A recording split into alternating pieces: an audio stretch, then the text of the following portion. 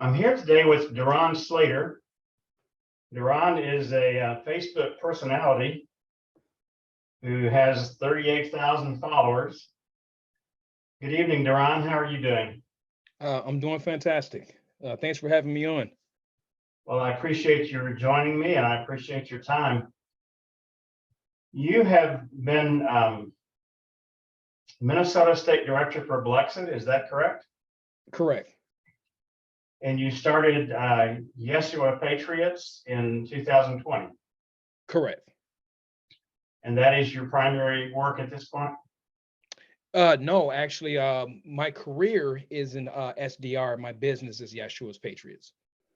I'm interested in hearing about your journey to become a conservative. Having been state director for Blexit, that would lead me to believe that you might have at some point been a liberal or a Democrat. No, I never voted Democrat. Did I have a leftist ideology when I was younger? Oh yeah, absolutely. I should say anything that is just basically indicative of the leftist ideology, such as the acute victimhood mentality, the entitlement complex, the don't want to take personal accountability for your own actions, think that the world is against you, and you look at race and etc. So I was there when I was younger. Okay, I looked at one of your live presentations today, and I was struck with one of your comments that I think you said race doesn't exist, and you said Correct. you were really into that as a younger person. How did you make that transition? Basically, it's the truth. It's doing your research, studying the etymology of words, such as the word black, and you get to find out where race actually comes from. And you find out that race was actually started just to create division. If you look at some of the editions of Black's Law, I own edition 9, but I have a friend that has more of the editions of Black's Law. When you look at what race actually means, according to Black law, it means of private inferior stock. In other words, but yeah, the word black, it leads to duality of speech, which we just call morphology, which means that a lot of people are giving the word its own meaning, not knowing its true definition. And when you look into the true definition of the word black, I think if most people actually knew what it actually meant, no one would actually refer to themselves as black. And plus, it's an adjective. I'm a person, not a description of something. So even that just proves that it's just it's a misnomer. It's an intentional misnomer, and I believe it's one of the ways that is tied to the overall agenda to conquer, to divide, to keep people ignorant, and basically just emotionally and mentally, I should say, manipulated. I was also struck with a statement you made that you're not a low information voter. So you have used the word ignorant. We agree that maybe we phrase it a little bit differently, but a lot of people just don't take the time to educate themselves. Correct. Yeah, yes, definitely. I'm not a low IQ voter. That's what I like to say. Is that the low IQ voter? And one of the things that is very important that I just basically just want to let me just focus on this part about what I mean exactly when I say a low IQ voter is what I Please. alluded to previously. Is that a person who's mentally and emotionally manipulated?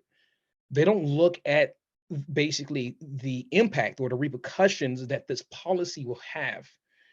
They're looking at this policy from the wrong lens. They view the policy basically from the part of instant gratification, not for what's the betterment of your community or your country. No, no, no. It's more about instant gratification, the entitlement complex, and yeah, it's ridiculous what we're witnessing in this country today. Earlier, you said that in your youth you had a victimhood mentality. How old were you when you began to come out of that, and what was the impetus for that? Yeah. What was the catalyst? Is I started to come out of it when I was 20 years old, because when I was 20 years old, I was in a gang, my family's gang, and I was looking at a long time over my head in jail. But because of a judge that had favor on me and gave me a second opportunity at life, I seized the opportunity and I started to make those necessary changes so that I will not end up back in that predicament, right? So, in order to basically change your future, you have to change your ideology, because your ideology constitutes your environment, aka just basically what you think and how you think. Basically, you'll act it out. And so, I'm just like, I never ever want to end up back in jail, looking at that extended period of time over my head. Family never came to see me, and it was my brush with reality. That's when I decided to have personal accountability, hold myself accountable, not blame anyone else for my actions and etc. And yeah, all that just at once. It just worked together and it just put everything in perspective. And ever since, I've been becoming, I should say, increasingly more conservative. Are you still in touch with that judge? No, actually, the last time I talked to that judge, the judge and the probation officer gave me early release for probation because I did so well, and they let me off probation early, and that was the last time I heard from that judge. So it's been about 19 years. That's a very inspiring story. Oh, I would bless. imagine with 38,000 Facebook followers, you have made peace with or handled the fact that people of color who become conservative get a lot of blowback. How was that when you were younger? Was that something that took a while for you to deal with? It was hard at first because, of course, you get ostracized. Then what follows behind that is that you're alienated, then ridiculed, and they want to just try to just chop you down, try to do as much damage to you as much as possible. But what they don't realize is that um, while they're doing that to you, it's telling you the truth about their ideology. And when I started to get deeper into Christianity, and one of the things that resonated with me is that when it said this is a spiritual battle. And I'm just like, well, ideology is just another way for saying it's a spiritual battle as well, too, right? And I was just like, so this is an ideology that is using the same racial slurs, or just say the racial terminology, the epithets that the KKK actually created. And I was like, well, I know that the way you think makes you act it out. And so I was like, let me do my due diligence and let me actually do some more historical research on the parties. And so once I started to look into the Encyclopedia Britannica and go into other great sources for information, especially a lot of Christian conservative scholars, and they would allude to the differences of the ideology or the political origins of both parties. And I was blown away. And that started to just put everything in perspective. I was just like, okay, so everything I was curious about, I was starting to get answers for, and also just get even more increasingly knowledgeable about things instead of guessing it, or if you felt it figuratively, I was getting definitive answers now.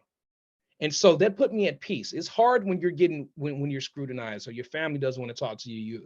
People who you thought were your friends cut you off because you're a conservative now, and you're changing and you are maturing from a boy to a man.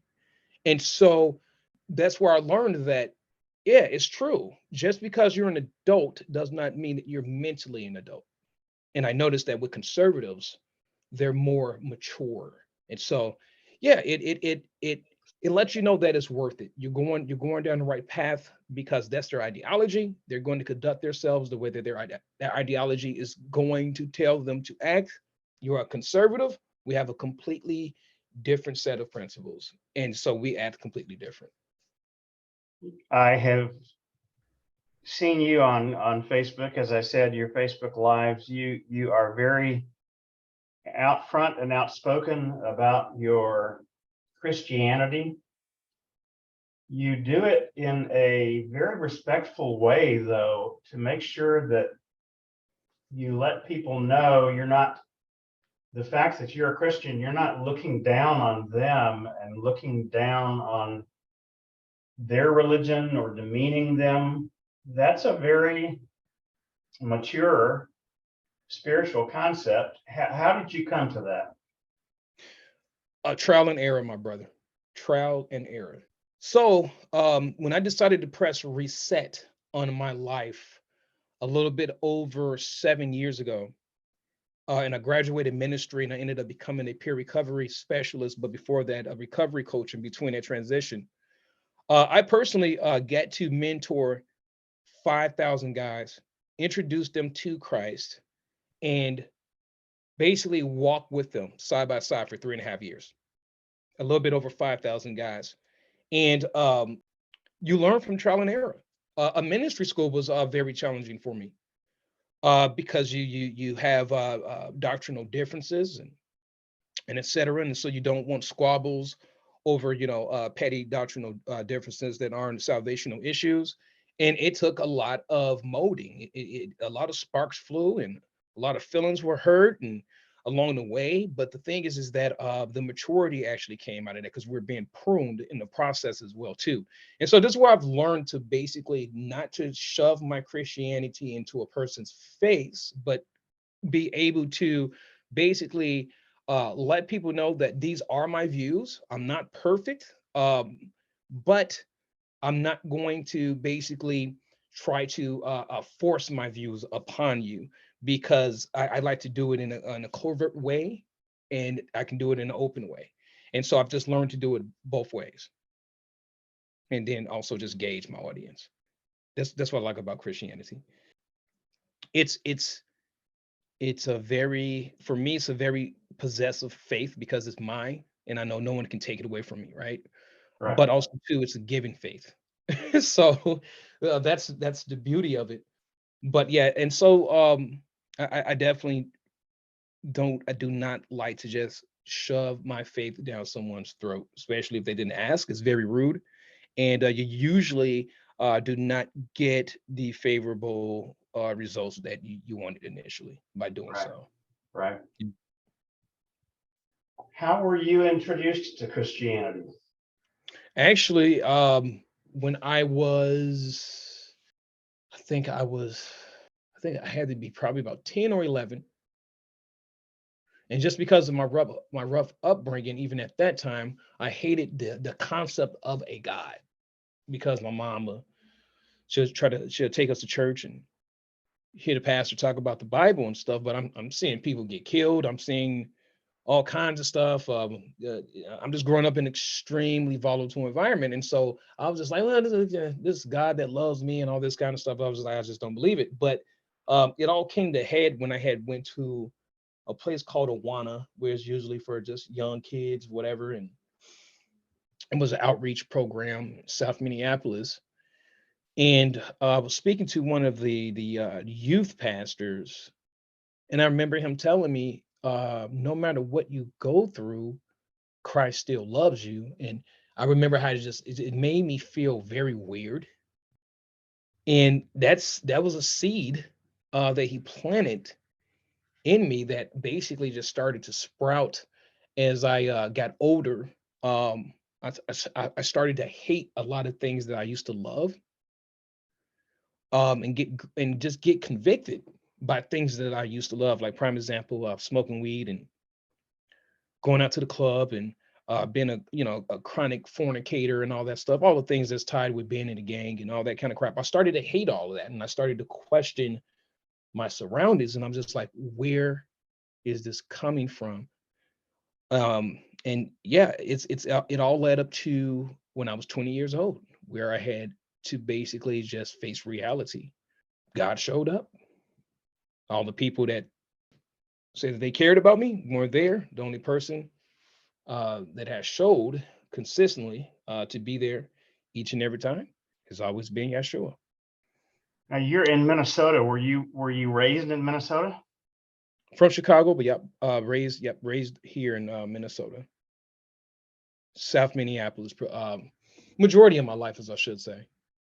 And you are very conservative, and that is pretty well known as a hotbed of liberalism. Yes, it is.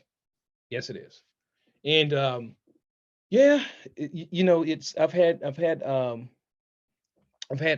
some run-ins with the law ever since Biden 2020.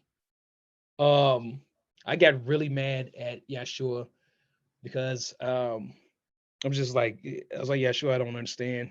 How can evil triumph? And I went into my point of rebellion. I did.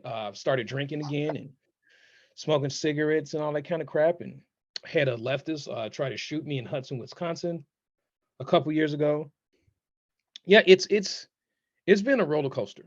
But now, don't get me wrong, all that stuff was self-inflicted because um just because I decided to just be rebellious and turned into basically the prodigal son. And I mean, I was just really mad at Yeshua. I just don't understand. How could you allow this to happen? I was like, I got a big base because of you. I've been telling the base that, holiness will prevail. And yeah, so it was hard for me to actually deal with what happened in 2020 because I did a lot of traveling, a lot of working for Brexit. I was on the Trump campaign team, tons of speaking engagements, been on the front line with the Patriots here in Minnesota and just across the United States. It was a lot of hard work. Yeah, that was a terrible slap in the face because I knew what this entire administration was going to do. I just felt this spiritually, that they were just going to tear this country down, one shred by one shred. I have gotten a sense from your live recordings that you don't think that there are many people on that side of the aisle, the other side of the aisle, that are motivated to tell the truth. Would that be correct? Correct. I just How don't much, think they know it.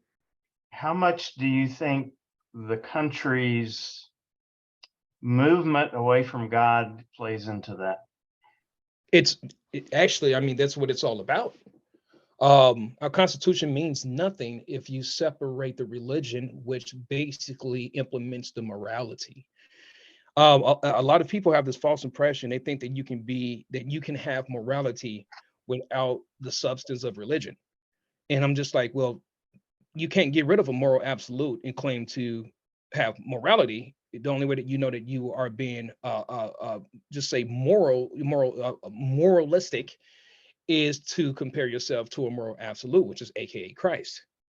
And so, since America was founded on Judeo-Christian principle, beliefs, ethics, and morale, we're not a theocracy. But the thing is that that's what makes us a great constitutional republic. Is that our worldview is so superior because it is the supremacy of Christ that are actually in our scriptures that it actually gives much, just say, it ignites principle. It makes principle mean exactly what it actually means. It makes virtue mean exactly what it means. And so that is what has inspired and led to the Declaration of Independence, its 27 contentions, because a lot of the Constitution, Declaration of Independence, some of those are in some of the precepts that are from the sermons in the early 1500s are in the Declaration of Independence in the United States Constitution. Hmm. And of course, our Bible, 34% of our Bible is actually in the United States Constitution as well. And of course, all of our founding fathers attended church at Congress. And always, when they gave a public dissertation, they always signed off in the year of our Lord Jesus Christ. And plus, when you read their own personal literature, they always say that you cannot deny religion and basically expect morality. They came to unanimous consensus about that. And then I believe it's Benjamin Franklin that said, here are two indispensable pillars that makes you a patriot. You cannot deny God and you cannot deny morality. You can't. And so, since we're straying away from our moral absolute, aka Christ, freedom and liberty goes out of the window and you get tyranny, which is the antithesis of Christianity. So It's all tied together. It's all tied together. It's definitely a spiritual battle when it's all said and done. You Absolutely. have built quite a following. Is there a primary thing that you would tie that to? I've sat back and I've pondered, and I've thought about that, and I'm just like, I have no idea why I have such a huge following on Facebook. I have no idea why a lot of people follow me on my other social media accounts. I really don't. All I do is just stick to my convictions, and I believe in being fully authentic, just upfront about my idiosyncrasies, shortcomings, your own demons. And a lot of people like to hide their demons. I don't hide my demons. I let people know, hey, when I get irritated, I swear, right? Also, too, I do have a certain limits as well, too, that I will allow a person to basically I just keep crossing the line and et cetera. I'm just transparent, just upfront, because I believe that I believe in radical honesty and vulnerability and keeping that intact at all times. And so I think that might be one of the reasons. And then also too, what's more important than that is that yes, I identify as first century Christian only. I'm ultra conservative with my faith, and I'm ultra conservative when it comes to the Constitution and basically just everything that we're founded upon. And I know that resonates with a lot of people as well too. Then plus, I don't see race. Yeah. So I have a lot of contrary, right? Contrarian talking points that I can easily substantiate with empirical data that When you mentioned your idiosyncrasies, I did pick up on the live that I looked at last that you did identify one of your idiosyncrasies as being that you sometimes get redundant. So Mhm. I like the self-awareness enough to be genuine and be honest about your idiosyncrasies.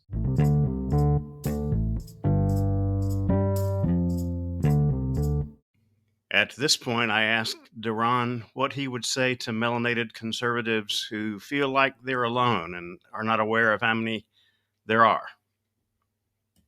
Do not feel like you are a unicorn, an anomaly, an enigma, some kind of an outcast, and all that kind of stuff. No, you are with the original party that was actually created by your ancestors and those who were actually conservatives, and they were conservative Christians that started the GOP.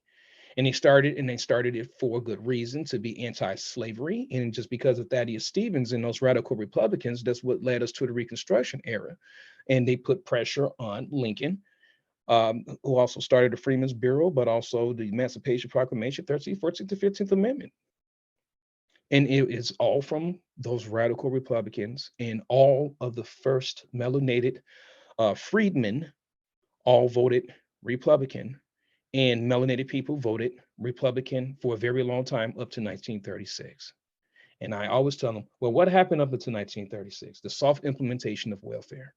This is when you really, really got a little taste of government intervention.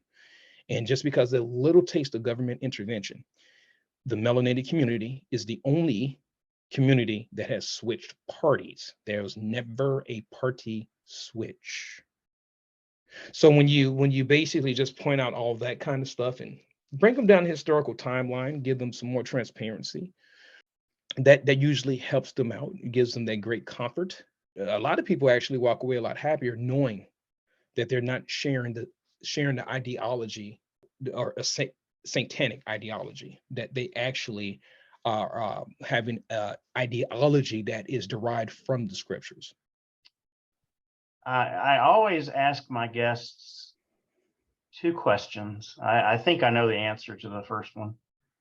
You come in contact with a lot of conservatives, Mhm.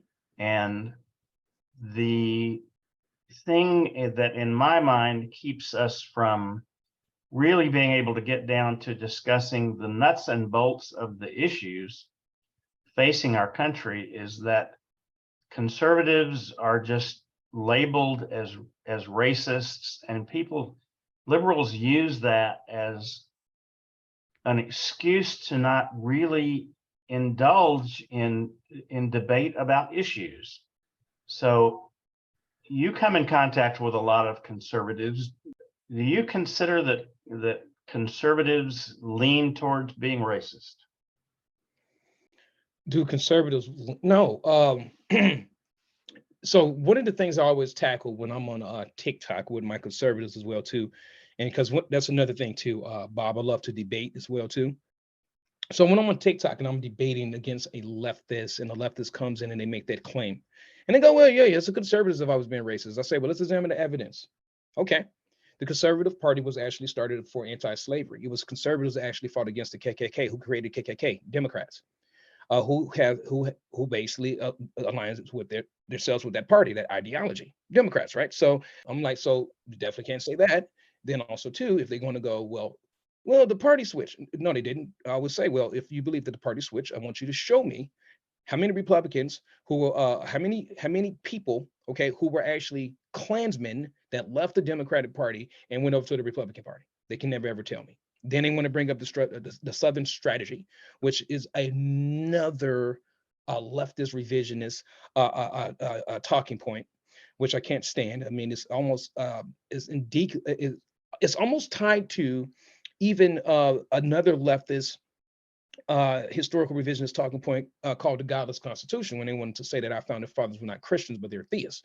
Lies, complete utter lies. And so we always say, well, let's look at the political record of the Republicans. The Republicans have always fought for, introduced legislation that was all about civil rights, freedom, and equality for all people. Mhm. The Democrats has always, through the historical timeline, has always introduced and fought for legislation that has been oppressive and subjugative, dehumanizing, racist, and just completely leads to animus all through history. And yet today they are the ones who doing it again. Well, they say, well, we don't want you to talk to someone of the homosexuality community about your Christianity, but they believe they can talk to your kids about homosexuality, or how many genders they can be, or talk to them about CRT, white fragility, white guilt, and white privilege. And all those are predicated upon race that I just named off in the ladder. All that's racism. But this is the same ideology that actually had passed Jim Crow, that had passed segregation laws, and et cetera, that was responsible for lynching melanated Americans, and also light-skinned Americans as too, because Europeans and Italians were also lynched by this very ideology. So this ideology hasn't changed. It's always going to be the same, and they're always going to try to make it seem as if the Republicans are the ones who's racist, but yet when you get into a debate with a leftist, the first thing they call you, especially if you're a minority, is a racial slur. I think that when people talk about the party change and the Southern strategy, Strom Thurmond, Mm-hmm. that seems to be their linchpin, the one thing that they can point to, and he was, in my opinion, in the minority. Yeah, and that doesn't constitute a party switch. And so it's and that's what it's telling. If you look at the record historically, the only people who have ever switched parties were the melanated community, because the melanated community went from voting 100% Republican conservative to close to almost 98% Democrat, because of government intervention. Traded freedom for a handout, and with that handout, they didn't understand that it was poison that led to entropy, and basically being put back into not somewhat a hardcore physical sense of a plantation, but still something that is reminiscent of a plantation, called AKA inner city ghettos. Well, Deron, I greatly appreciate the investment of your time that you've given this project tonight. Absolutely. I always give my guests the opportunity at the close to just take the floor and share from the heart and tell us what you want us to know that's not reacting or responding to a specific question that I have asked. So the floor is yours, my friend. Stay in prayer. Yes, sir. Going to need it. And also too, yeah, just keep your eyes on Yeshua. And if you're not Christian or anything like that, what I can just say is, if you're not, give him a shot. He'll bring you the great peace that surpasses all understanding. Yeah, that's about it. Oh, you know what? Also too, just one more thing. Since I just launched my new clothing line, everyone, you can go and check me out at yashuaspatriots.com. I have my clothing line there, and that's also my company website as well too. So you get 2-in-1.